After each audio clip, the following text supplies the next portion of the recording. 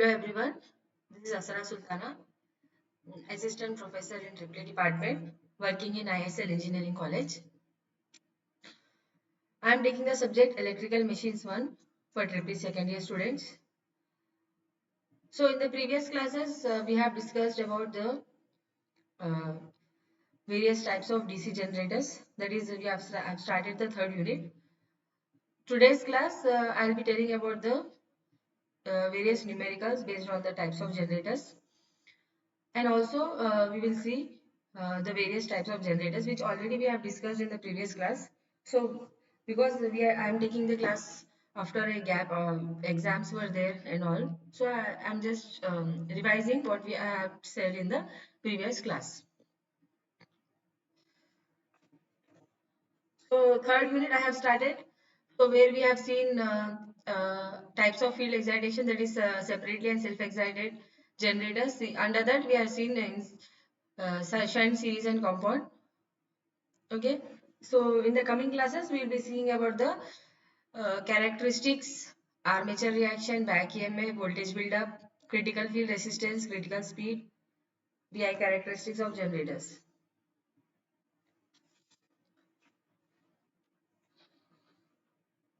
So when we look at the syllabus of machines 1 subject, so first unit we have covered where we have seen the basic laws of magnetism, that is Ampere's law, Biot-Savart's law, Faraday's law, Lenz's law, and review of magnetic circuits. We have seen what is the definition of MMF, what is flux, what is reluctance, inductance, and various other definitions we have seen. And BH, the very important topic, energy stored in magnetic circuit. We have seen force as a partial derivative of stored energy with respect to position of a moving element, and torque as a partial derivative of stored energy with respect to angular position of rotating element.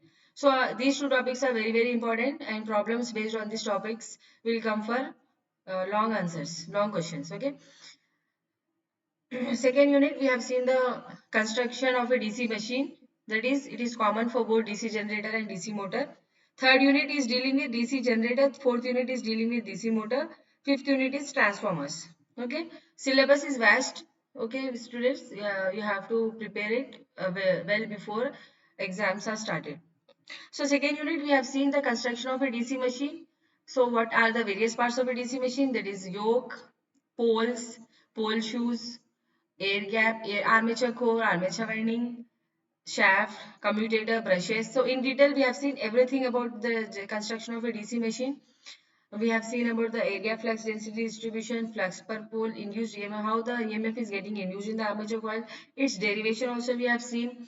Then we have seen the commutation and linear commutation, various commutation techniques we have seen, derivation of back EMF. So EMF generated in generator or back EMF derivation, both are same. And torque equation, derivation of torque equation also we have seen, armature reaction we have seen, and what are the problems related with armature reaction also we have seen. Then third unit is all about DC generators. So we are going to first see in these types of generators, then numericals on generators, or characteristics of generators, back EMF with armature reaction, voltage buildup, critical field resistance, critical speed. Then fourth unit, DC motor.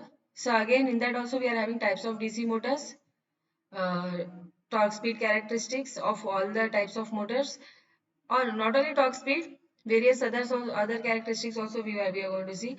Then speed control methods, very important topic, losses and efficiency, brake test on test on motor. Okay, brake test, Swinburne's test, Hopkinson's and field test. These four tests are there in your syllabus. Then fifth unit is transformers. That is uh, transformer, auto transformer, three-phase transformers. For all the transformers part is there in the fifth unit. Fifth unit is very vast unit, very interesting also. Okay, let us start today's class, students.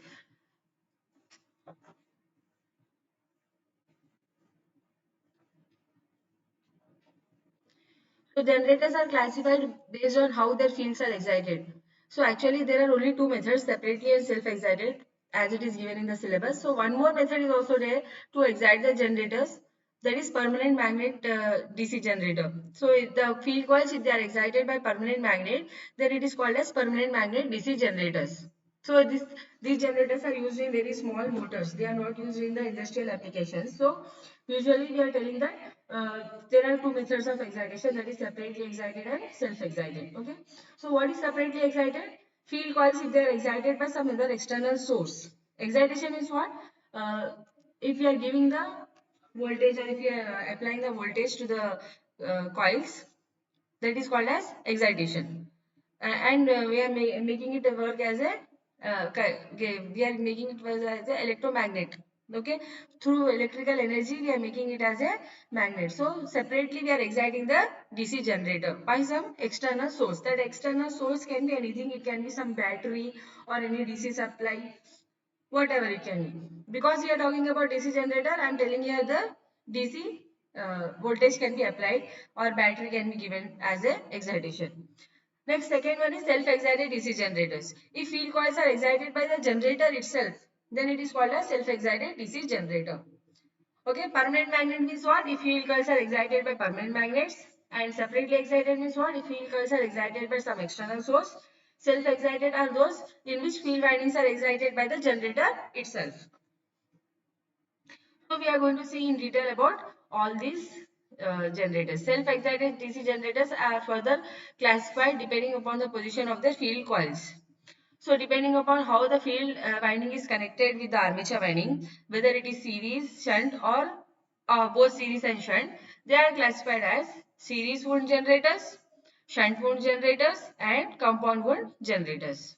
Okay. So under self-excited, we are having three types: series, shunt and compound. So this is the permanent magnet DC generator, where we can see here the stator. So there will be two parts of any DC machine or AC machine, that is stator and a rotor. So here stator is a permanent magnet, okay, having north and south. We can see here there are two magnets. One is having north pole, other is having south pole, and in between we can see a armature or a coil placed in the magnetic field. Okay, this is a permanent magnet, and a coil or armature is placed in between these two magnets, that is in the magnetic field. So when the flux in the magnetic circuit is created through the use of permanent magnets, then it is called as permanent magnet DC generator. So we are creating the flux by use of permanent magnets. Then it is permanent magnet DC generator. It will consist of armature and one or several permanent magnets situated around the armature. So this type of DC generator does not generate much power. Okay. So as I said earlier, they are not generating much power, and they are used for small DC motors. And they are rarely found in industrial applications, and they are normally used in small applications like dynamos in motorcycles. So dynamo you must be knowing, in motorcycle you must have seen. Okay. So when you do the pedaling, that it will, the light will glow. So that is a dynamo. Separately excited DC generator. These are generators whose field magnets will be energized by some external DC source such as a battery. So separately excited, what we are doing here, by giving some battery or by giving some external DC source, the field magnets will be excited or energized. So circuit diagram of separately excited DC generator is shown here. So this is a separately excited DC generator. So here we can see generator converts mechanical energy into electrical energy.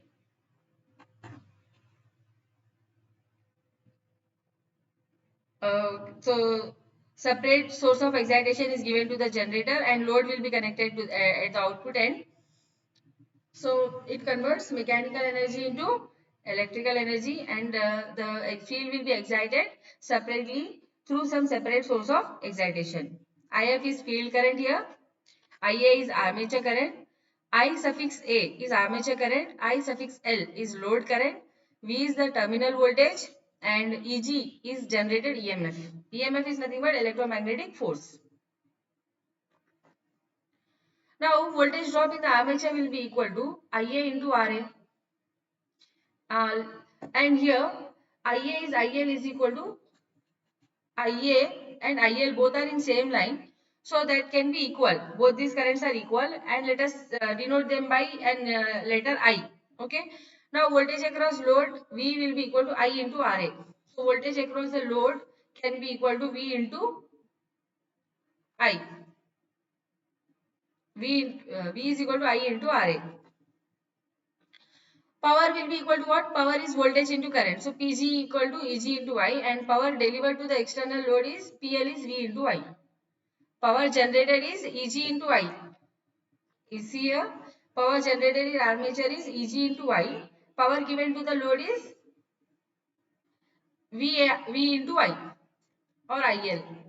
Or we have seen it IL is IA is equal to I. So power given to the load will be equal to PL is equal to V into IL or IA, and power generated in the armature is PG is equal to EG into IA or IL or I.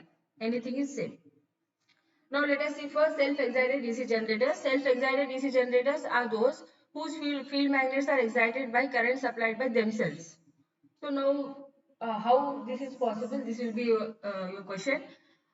So this is possible through a concept called as residual magnetism. So what is residual magnetism? Have you heard about this anytime, students? So residual magnetism is nothing but it is a property of a magnetic material that without any excitation also some amount of small voltage will be present in the magnetic material, and with that small it will develop small voltage, small current, so small flux. Okay, like that it will develop its own full-fledged excitation. That is the concept of a residual magnetism. And here in this self-excited DC generator, field coils are internally connected with the armature. So due to residual magnetism, some flux is always present in the poles, and whenever armature is rotated, some EMF will be induced. So okay, what we are telling here? So because of residual magnetism, some small voltage, small current, and hence small flux will be present in the poles. And whenever the armature is rotated, some EMF is induced. So yes, some induced current is also produced. So this small current flows through the field coil as well as the load, and thereby strengthening the pole flux. Voltage, current, flux, and this current will flow through the field coil and strengthens the pole flux. I hope the concept of residual magnetism is clear to everyone. Now, as the pole flux is strengthened, it will produce more armature EMF, which will cause a further increase of current through the field. And this increased field current will further raise the armature EMF, and this phenomena will continue until the excitation reaches the rated value. So with a small voltage, small current, small flux, this phenomena will be continuing, and excitation will be given to the coil, field coil, until it reaches the rated value. Now let us see what are the various types of self-excited DC generators based on the position of the field coils. First one is series wound generator, second is shunt wound generator, third is compound wound generator. What is series wound generator? So in this type of generator, field windings will be connected in series with the armature winding. Okay. See here in this diagram you can see this is a series wound generator. This round part is armature. On this armature we can see two brushes are there, and this is series field winding. Okay, this is in series with the armature winding. We are not showing here armature winding separately. It is understood here that there is armature winding here whenever we are drawing the diagram of a DC generator. So armature winding and field winding are connected in series, then it is a series generator. So here we can see three currents, that is IA, ISC and IL. This is ISC, students. IA is armature current, ISC is series field current, IL is load current. All these three currents are equal because they are connected in series. And EG is the EMF generated in the armature or generator, and V is the terminal voltage which is given to the load.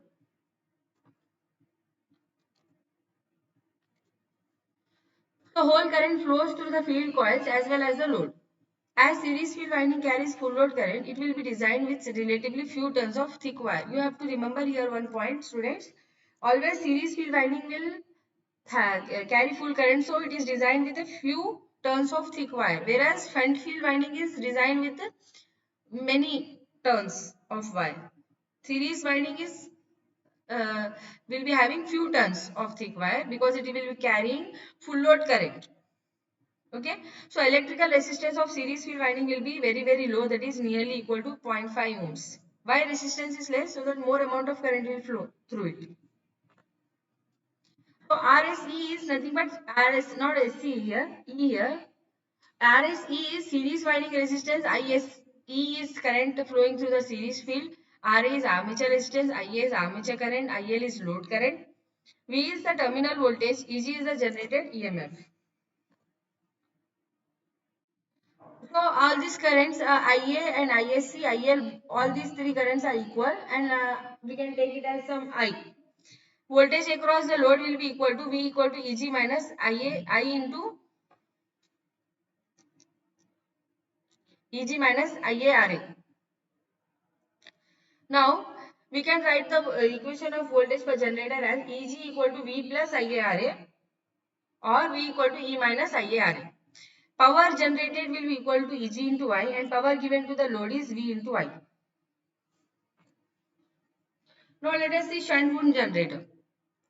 In this type of DC generator, field windings are connected in parallel with armature winding.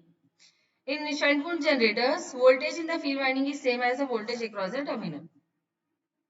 So in what we can say that in series currents will be same, in parallel voltages will be same.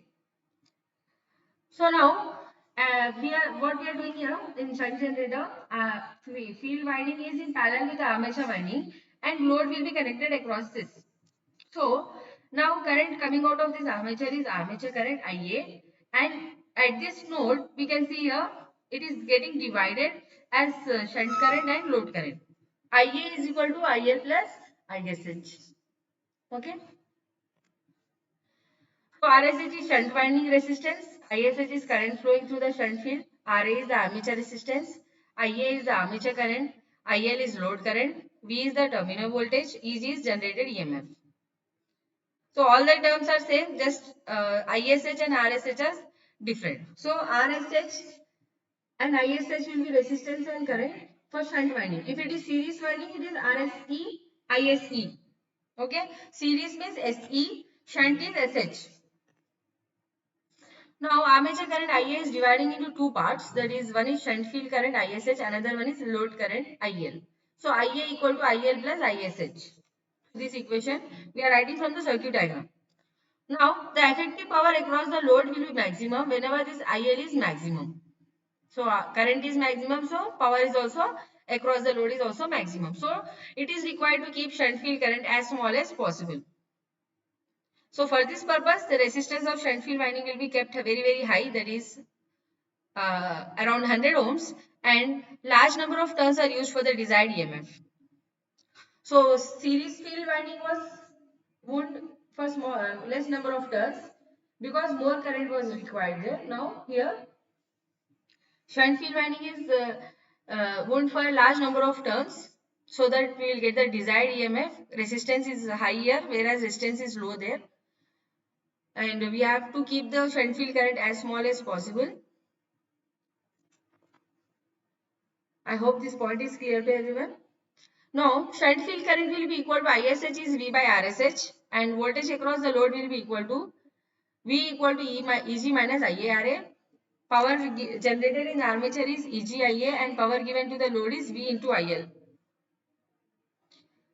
Now let us see the third type of DC generator, compound wound DC generator.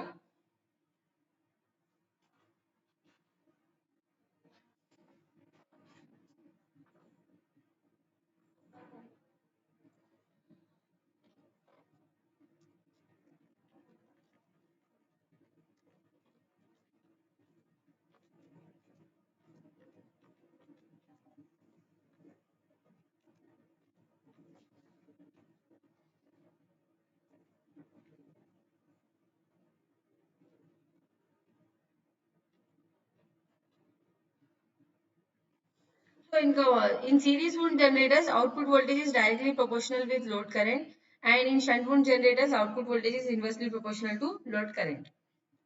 Combination of these two types of generators can overcome the disadvantages of both. So this combination of windings is called as compound wound DC generator. So what is a compound wound generator? Combination of both series and shunt windings. So in series wound generators, output voltage is proportional to load current. Shunt wound generators, output voltage is inversely proportional to load current. And whatever the disadvantages we are getting out of these two types, that is getting overcome by combination of these two windings, that is called as compound wound DC generator. So compound wound generators have both series field winding and shunt field winding. One winding will be placed in series with the armature and the other winding is placed in parallel with the armature.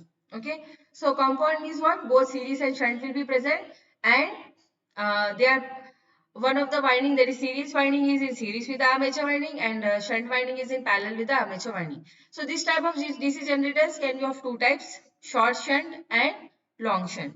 Short shunt compound generator and long shunt compound wound generator. Let us see now first one, that is short shunt compound wound DC generator. In this generator, only shunt field winding is in parallel with the armature winding. We can see here. So this is a short wound compound generator where we can see shunt winding is in parallel with the armature winding and series winding is here like this. So connection is from here. IA is getting divided into IL and ISH, and IL is equal to ISC. Load current is series current. Both are same, and IA equal to IL plus ISH.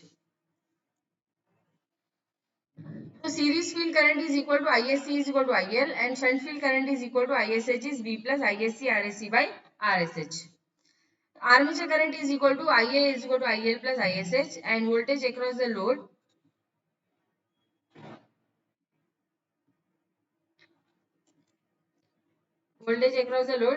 V equal to EG minus I into RA plus RSH. And power generated is equal to EGIA, power given to the load is V into IL. Long shunt compound wound generator. Long shunt compound wound generator are the generators where the shunt field winding is in parallel with both series field and armature winding. So here we can see shunt winding is in parallel with both series winding and armature winding. So previous in short shunt we can see that shunt field was parallel with armature winding only. Now shunt field winding is in parallel with both series field winding and armature winding. So now again we can see the changes in the equation. IA is equal to ISC, and that is equal to IL plus ISH. And shunt field current is equal to ISH is V by RSH. Armature current IA is equal to series field current. So ISC is equal to IL plus ISH. And voltage across the load is given as V equal to EG minus IARA minus ISC RSC, or that can be written as IA is common because both are equal. IA is equal to ISC. So IA outside you can take it, and inside you can write it as RA plus RSC. Power generated in the armature is given as EG into IA, and power given to the load is given as V into IL. So in compound wound generator, shunt field is stronger than the series field. When the series field assists the shunt field, generator is said to be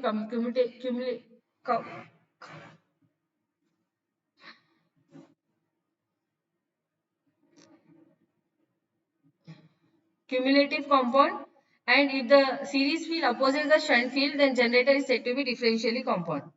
So cumulative compound and differential compounds are the again two other types of compound generators where if the fluxes of both series and shunt are assisting each other, then it is cumulative, and if the fluxes of both series and shunt field are opposing each other, then it is differentially compound. So in this diagram you can see, we have seen the diagram here, cumulative compound and differential compound generator. This is series field winding and this is shunt field winding for cumulative. So both are in same direction, currents are in same direction and fluxes are also adding up in the same direction. Then it is cumulative compound. So here in this differential compound we can see the direction of current is different, opposite. So fluxes are opposing to each other. Then it is differential compound generator. So let us see now few numericals.